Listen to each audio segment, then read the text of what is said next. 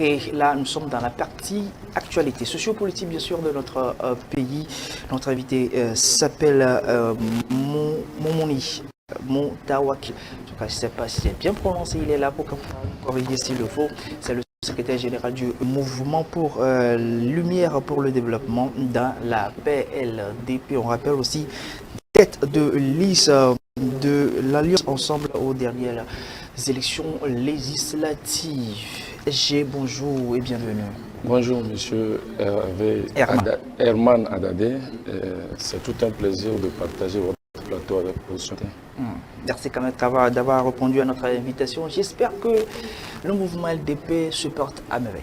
Absolument, nous nous portons bien, même s'il faut dire que le mouvement LDP, qui fait partie de la corporation de l'Alliance Ensemble, qui a participé aux dernières élections, avec le résultat que vous connaissiez déjà, nous pouvons dire quand même que le LDP se porte bien et se prépare davantage pour aborder les défis à venir. Très bien, nous parlerons des défis après, mais qu'est-ce qui vous a poussé à participer à ces élections législatives? C'était quoi? Bon, vous savez, pour toute organisation ou formation à but politique, participer à une élection est un devoir. Et donc, pour ce faire, nous avons jugé nécessaire de participer et de jouer pleinement notre devoir en participant à ces élections et surtout d'apporter notre pierre à l'édification de notre pays. Pour y arriver, nous avons choisi d'aller dans une coalition de l'opposition qui est l'Alliance Ensemble dirigée par un coordonnateur national qui s'appelle Maître Tchassouana, président du parti politique MCD. Oui. Voilà. Donc, l'objectif, c'était d'apporter notre partition pour la construction démocratique de ce pays. Et on rappelle que c'était dans la circonscription d'Aguanivé. Absolument. C'était combien de candidats déjà? Pour les élections législatives, dont nous avions été tête de liste pour le compte de l'Alliance Ensemble, dans la circonscription électorale d'Aguanivé, on avait jusqu'à 16 candidatures. 16 candidatures pour les élections législatives et un peu moins que ça pour les élections régionales. Très bien. Oui, bon, je ne sais pas si vous avez une question avant de continuer. Bon, pour moi, avant vous, circonscription d'Aguanivé, mais au-delà de cette circonscription, est-ce que vous étiez également placé dans d'autres circonscriptions ou c'est uniquement dans la circonscription d'Aguanivé? L'Alliance Ensemble est une coalition de l'opposition à envergure nationale. Donc, l'Alliance a choisi objectivement de se placer dans 13 circonscriptions électorales du Togo pour les régionales et 12 circonscriptions électorales pour les législatives. Ah oui, vous savez que, bon, comme lui-même il a déjà dit, j'aimerais savoir pourquoi vous-même, votre formation n'a pas pu aller aux élections seule. Pourquoi passer par une alliance? Voilà, vous comprenez naturellement qu'on est beaucoup plus fort quand on se met ensemble. Et ça a toujours été la demande des Tolèdes, de voir les structures de l'opposition se mettre ensemble. Et nous avons jugé qu'en se mettant dans une coalition politique, c'est beaucoup mieux que d'aller ensemble pour éviter de montrer à cette population que nous avions des intérêts personnels. Puisque aller aux élections, je ne sais pas, aller aux élections sous-estime que vous alliez pour l'intérêt national. Donc nous avions écouté le peuple et nous avons initié une coalition avec des formations politiques qui sont sur le terrain depuis plus de 20 ans, qui sont bien connues pour pouvoir en tout cas participer à ces élections et apporter notre partition, notre contribution pour l'édification de la démocratie dans notre pays. Oui, mais en termes de coalition, on a quand même une histoire au Togo. L'Alliance n'est pas la seule coalition. Il y a eu C14, mais avant, il y a eu souvent le Togo, il y a eu DMK, DMP et bien d'autres. Vous avez dit l'intérêt national, d'accord, mais aller en solo, n'est-ce pas aussi peut-être rechercher l'intérêt national? Faut-il forcément passer par une alliance, une coalition? Oui, c'est beaucoup plus intéressant et beaucoup plus reconfortant de chercher l'intérêt national à travers une coalition que d'aller en solo. Je vous dirais que nous ne sommes pas la seule coalition de l'opposition d'ailleurs à aller à ces élections. Il y a 2 coalitions qui ont participé à ces élections sur le plan national. Et au niveau de l'opposition, l'autre coalition qui a participé aux questions comme nous, c'est DMP que vous connaissez bien. Et donc, vous voyez que c'est vraiment important et c'est nécessaire de se mettre ensemble pour pouvoir rassembler les énergies, fédérer les forces et faire face à l'adversaire commun qui n'est que le régime en place. Supposons que vous aviez peut-être eu 1, 2, 3 députés, on ne sait jamais. C'était quoi à changer complètement? Je reviens sur la première question, l'objectif, mais c'était quoi le but? Qu'est-ce que vous voudriez en fait changer? Ce serait quoi votre position? Voilà. Et pour les élections législatives, nous tous nous le savons, le rôle d'un député, c'est le contrôle de l'action gouvernementale et le vote des lois. Voilà. Donc, notre participation aux élections s'inscrit dans la recherche de l'amélioration de ces deux volets. D'abord, contribuer de façon efficace au contrôle de l'action gouvernementale au niveau de la gouvernance et maintenant au niveau politique pour faire de propositions de loi, contribuant également à renforcer le système démocratique du pays et en même temps jouer à ce que ces lois puissent refléter la volonté du peuple. Oui, ça c'est d'une façon générale. Bon, je vous aurai la parole tout à l'heure, mais je sais que vous avez quand même un cahier de charge, vous avez un plan, vous avez une idée de ce que vous voudriez déjà faire à l'Assemblée nationale. Ce n'est pas maintenant que vous allez repenser. Vous avez peut-être, à mon avis, un plan, une stratégie déjà bien définie. Bien sûr. Voilà, peut-être un axe précis que vous pouvez quand même partager avec nous s'il va falloir faire une proposition directe tout de suite à l'Assemblée. Exactement. Si je ramène un peu votre question sur le plan personnel, je dirais que sur le plan législatif, sur le plan des lois, vous savez que vous avez un jeune devant vous d'environ 40 ans. D'abord, il faut être le flambeau de la jeunesse en implémentant de sorte que les lois qui concernent la jeunesse d'abord puissent être renforcées et ensuite œuvrer à ce qu'il y ait un quota, une loi plutôt qui exige un quota de représentativité des jeunes au niveau des institutions du pays. Voilà un peu sur le plan jeunesse ce que nous pensons faire au niveau des lois. Maintenant, sur le plan de l'ensemble de la coalition, de l'Alliance Ensemble, le premier combat était pour nous d'être à l'Assemblée et de réclamer à ce que nous travaillions d'abord pour que la Constitution qui vient d'être modifiée, on revient là-dessus, et après maintenant forcer les autres discussions réglementaires qui existent. Moi, je m'en irais demander à notre invité, au fait, dans leur projet de société qu'ils avaient présenté lors de leur campagne électorale, qu'est-ce qui a été le point essentiel qu'ils ont pu dire à la société et qui les a amenés à avoir ce score aux élections législatives et régionales? Il faut dire que le score que nous avions eu, tel que vous le dites, parce que nous aussi nous avions des griefs contre ce score, personne ne peut nier l'ancrage que nous avions dans la préfecture d'Aguenivé auprès de toutes les communautés que vous connaissiez, puisque je suis déjà un conseiller municipal. Donc, le projet que nous avions présenté fondamentalement pour les populations d'Agué, c'est le projet de société qui a beaucoup plus trait au développement des infrastructures. Vous savez, j'habite dans une zone qui s'appelle Firpi. Il suffit que vous alliez là-bas aujourd'hui, ce matin, pour vous rendre compte de la difficulté que traversent les populations juste après une goutte de pluie dans la zone. Des voies qui sont complètement délabrées, des populations qui donnent l'impression d'être complètement oubliées, le problème de l'eau, le problème de la divagation des animaux et le problème de rapprochement des infrastructures éducatives. Les écoles, c'est difficile. Il faut traverser une longue distance pour pouvoir aller à l'école. Or, les voies d'accès sont difficiles. Les enfants, vous imaginez dans quelles conditions, surtout en cette période d'examen comme ça, ils peuvent se déplacer et aller à l'école. Pour exemple, j'ai quitté ma maison à 6h30, mais je suis arrivé chez vous ici à 7h dépassé. Alors que nous sommes à quelques kilomètres près de votre siège de télévision. Voilà fondamentalement les projets de société que nous déterminons, comment faire pour résoudre tant soit peu ces difficultés que vivent nos populations. Et ceci, nous les avions reposés beaucoup plus sur les élections régionales, qui constituent des élections qui s'attachent beaucoup plus à la gouvernance locale. Et nous avions composé avec des responsables qui disposent des ONG qui peuvent apporter des appuis pour, en tout cas, aider l'État, tant soit peu, régler ces problèmes. Alors, c'était quoi le blocage, hein? Parce que ce problème-là peut être ramené aussi au niveau de la commune. Voilà.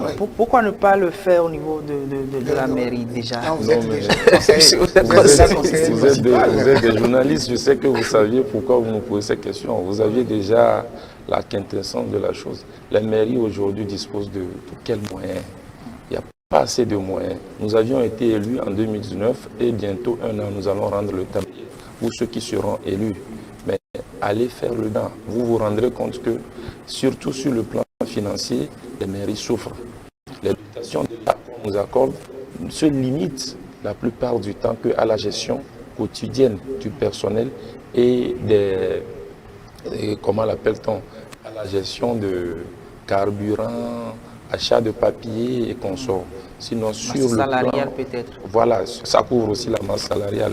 Sinon, pour le développement, c'est vrai quand vous rentrez dans les ressources, il y a une disponibilité qu'on accorde pour le développement, mais aujourd'hui, ça ne Oui, règle pour pas. quand même composer aussi avec les ONG, comme vous l'avez dit, sur le plan régional, oui. Oui, bien sûr. Et moi, je vois quand même hein, sur la toile, etc., certaines communes, bon, certains maires de communes qui tissent quand même des relations avec des Oui, c'est ce que je dis, oui. etc. Des ONG, des partenariats qui entreprises. viennent Oui. réaliser les choses. Pourquoi chez vous, ça n'a pas été fait? Bon, jusqu'à présent, je demande à connaître d'abord quel exemple vous pouvez nous donner ici d'un maire qui a tissé un partenariat au Togo Alors, sur les 117 et qui est venu leur construire une route. Non, Je viens. route. Je viens. Non. Une Non, route. pour Je le donne un moment- exemple. pour le moment, Ou on ne plutôt parle pas qui a encore de- réhabilité une piste ou qui a fait le rechargement d'une piste d'1 kilomètre à un autre.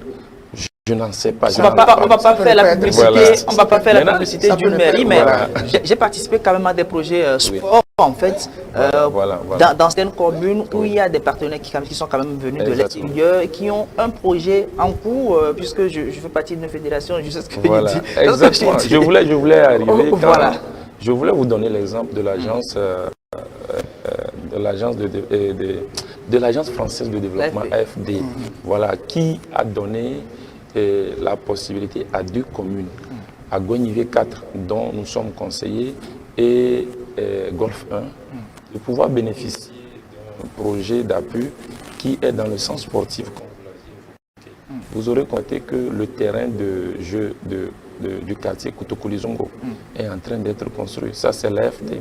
C'est une agence française bien connue officiellement et autres.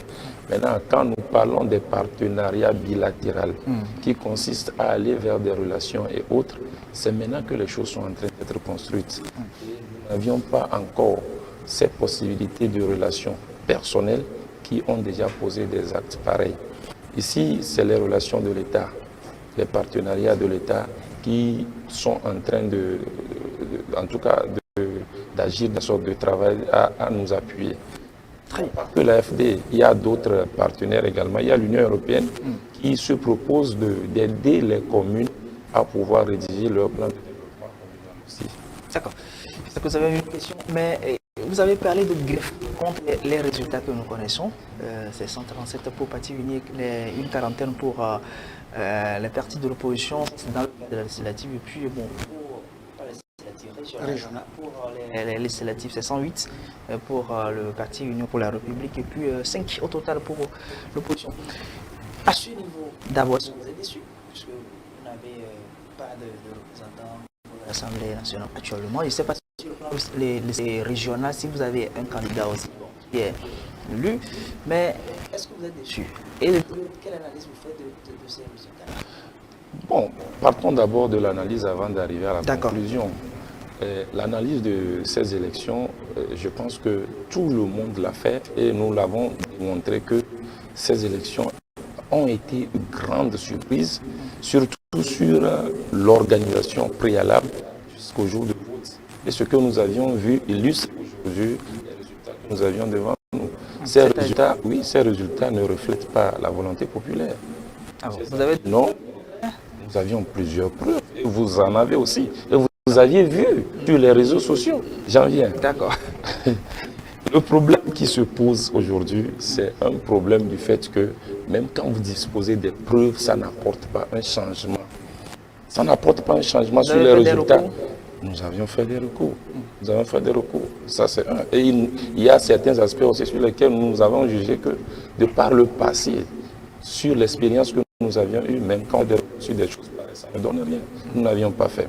Je donne l'exemple de notre circonscription électorale, où notre représentant, dans la CELI 4 et 6, a été renvoyé. Renvoyé quand les résultats du bureau de vote ont été apportés dans ce comptage, alors que la loi réclame que vous ayez un représentant dans cette CELI. Renvoyé par qui? Renvoyé par les représentants de la CELI. Bien sûr. Bien sûr, nous ne sommes pas les seuls. Il y a même la tête de liste de l'ANC également qui est renvoyée. Vous voulez quoi? Qu'on sème la zizanie là-bas parce que nous avions été renvoyés? Nous ne sommes pas des acteurs qui sont là pour créer du désordre. Mais nous avions pris acte pour pouvoir faire des recours. Ça, c'est un exemple. Deuxième exemple, nous avions essayé de saisir déjà même à 6h30 qu'il y a du vote qui se passe à l'endroit où nous nous sommes transportés nous-mêmes. Et lorsque nous arrivions, les gens sont déjà dans une posture à ne pas le reconnaître. Alors que vous voyez des bulletins de vote qui sont déjà dans les urnes. Vous avez signalé le moment opportun? Bien sûr, nous étions avec les médias. Nous étions avec certains médias. Les médias ne sont pas capables. La CELI, oui. Est-ce que vous avez appelé à ce moment précis quand pour signaler? Quand vous appelez, on vous dit, ok, on a pris bonne note, on va appeler CELI, on va faire ceci. Et si cela n'est pas fait? D'accord. C'est le recours à la dernière minute. Maintenant, à part cela, beaucoup d'autres choses que nous pouvons vous citer. Si je donne l'exemple même d'autres circonscriptions où nous étions présents, dans la Cloto, on a même sauté notre liste au régional. Notre liste a été sautée. Sur le bulletin de vote, vous ne verrez même pas le logo de l'Alliance Ensemble. Mais jusqu'à présent, on nous fait comprendre que tout s'est bien passé. Mais ici, le nombre de votes annulés dans ma circonscription, vérifiez sur les PV, vous verrez. Qu'est-ce qui peut justifier cette annulation? Surtout que là où ça a été annulé, nos représentants ont été renvoyés. Voilà des exemples. Des choses qui se passent à Zongo, à côté de chez vous ici, où beaucoup d'étrangers votent. Les Nigériens, vous les connaissez. Des gens que nous connaissions qui ne sont pas de nationalité togolaise, qui brandissent la carte d'électeur juste parce qu'ils l'ont obtenue dans des circonstances qui nous échappent, viennent se justifier parce qu'ils ont des cartes d'électeurs. Voilà. Bon, et en attendant qu'on décrypte ça après, je sais que lorsque vous avez une carte d'électeur, bon, vous autorise quand même c'est ce que la loi dit. Mais dites-moi, qu'est-ce qui n'a pas vraiment marché à votre niveau pour avoir ceci? En dehors de ce que vous venez de citer, est-ce que quelque chose vous a échappé par moment sur le dans terrain? La coalition? Non, vous savez, vous avez fait le nécessaire sur le terrain. Au niveau de la coalition, oui. Il faut dire que les conditions même dans lesquelles on nous a mis à ces élections étaient des conditions très difficiles, vous le savez. C'est-à-dire même les cautions qui ont été triplées. Il faut chercher de gauche à droite pour pouvoir faire ces dossiers. En plus de cela, sur le terrain, vous avez vu comment les campagnes sont passées. Et à combien de jours près des votes, l'État a pu débloquer l'appui pour pouvoir aider, tout en sachant que c'est les listes plutôt qui relèvent du régime qui ont des moyens. Ces difficultés-là ne pouvaient pas nous permettre. Non, pas comme ça.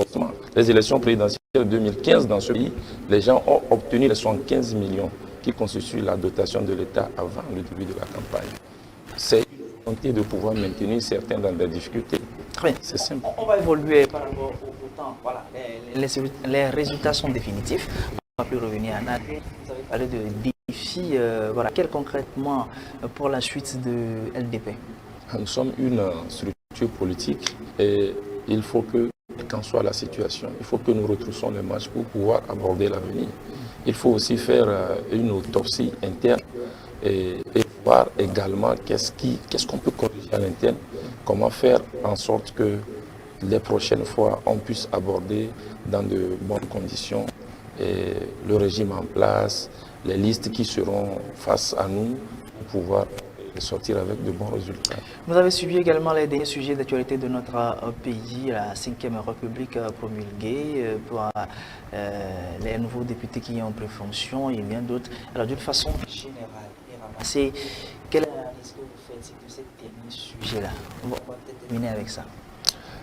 Nous avions suivi, je pense que La c'est... démission du gouvernement. Oui, la démission du gouvernement et la parlementaire. Et nous suivons ensuite les débats qui entourent ces deux actes-là. D'abord, la démission du gouvernement comme procédure républicaine est normale. Après une élection législative, il faut que le Premier ministre remette le tablier afin qu'on puisse reconstituer un nouveau gouvernement. Ça, c'est un. Maintenant, une 5e république qui a été promulguée, la 5e avec un autre régime où il n'existe même pas de Premier ministre. C'est aussi normal que le Premier ministre remette le tablier afin qu'on puisse chercher à s'appliquer au nouveau régime auquel le pays est soumis actuellement. Sauf que la question demeure, est-ce que ça s'applique automatiquement ou on atteint non, il y a une période transitoire. Voilà, transition d'un an. Donc on va transitoire. jusqu'à la fin du mandat, parce qu'il reste qu'un an aussi. Oui, la période transitoire en question, c'est dans cette période que progressivement, tout ce qui va avec ce régime se mettra en place. Vous savez que pour l'élection du président de la... D'abord, pour l'élection des sénats et des sénateurs, il faut que les conseillers régionaux élus se mettent en place et que les conseillers régionaux puissent conseiller puissent élire les sénateurs d'abord et c'est ensemble Une partie est juste deux tiers. Et, bon, une partie et l'autre partie nommée par le président de la République avant que l'élection du président de la République ne soit faite. Voilà. Donc, je pense que c'est dans cette période transitoire-là que tout cela sera fait afin que nous puissions entrer de plein pied dans la 5e République avec le nouveau régime. D'accord. Bon, enfant, c'est bon. Vos mots de fin. Je vous remercie de nous avoir invités sur le plateau et de nous donner l'occasion de nous exprimer sur la situation sociopolitique. Et puis je voudrais par votre plateau lancer un appel à toute la population togolaise, surtout à ceux qui sont une population qui recherche le changement, l'alternance politique dans notre pays, à continuer à garder l'espoir, à travailler de toutes sortes, de toutes les façons, surtout par des voies recommandées à pouvoir continuer la main dans la main tel que nous l'avions fait jusqu'aux élections passées afin que le changement tant voulu puisse arriver dans ce pays. Sinon, ce qui est en train de se passer dans notre pays est déplorable et nous tous, nous allions le regretter si nous restons déçus et que nous décidons de ne plus participer à la vie politique. Merci à vous, Moumouni Moutawakil, secrétaire général du mouvement Lumière pour le développement d'ABLDP. De l'Alliance Ensemble aux dernières élections législatives dans la circonscription d'Agoué. Merci d'avoir répondu à notre invitation. On se retrouve peut-être dans un autre numéro. Absolument. Très bien. Ça nous fera plaisir. C'était dans la partie actualité.